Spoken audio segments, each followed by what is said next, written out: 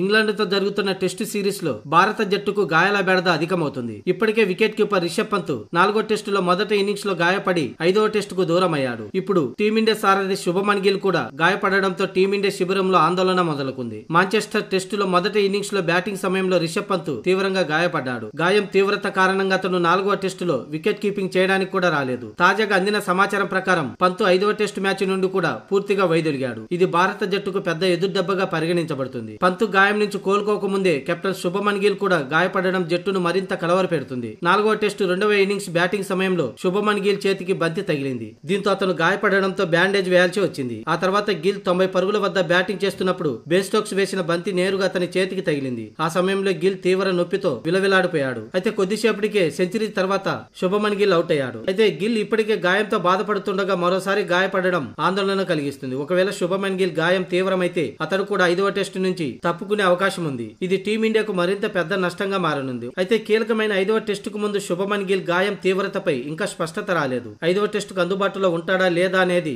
వైద్యుల నివేదికపై ఆధారపడి ఉంటుంది. మొత్తానికి ఈ గాయాలు భారత జట్టు ప్రదర్శనపై ఎలాంటి ప్రభావం చూపుతుందో వేచి చూడాలి. ఎందుకంటే సిరీస్ ను చేజార్చుకోకూడదనుకుంటే ఈ చివరి 5వ టెస్టులో టీమిండియా గెలవాల్సిన పరిస్థితి. ఒకవేళ ఓడితే సిరీస్ ను కోల్పోతుంది. అంతేకాదు డ్రా అయినా కూడా సిరీస్ ను కోల్పోయినట్టే. ఇప్పటికే ఇంగ్లాండ్ 1-2 ఆధిక్యంలో ఉంది. 4వ టెస్టులో ఓడిపోయే దశలో ఉన్న టీమిండియా రాహుల్ గిల్ అలాగే జడేజా వాషింగ్టన్ సుందర్ అద్భుత బ్యాటింగ్ తీరుతో మ్యాచ్ ను డ్రా చేసుకున్న విషయం తెలిసిందే.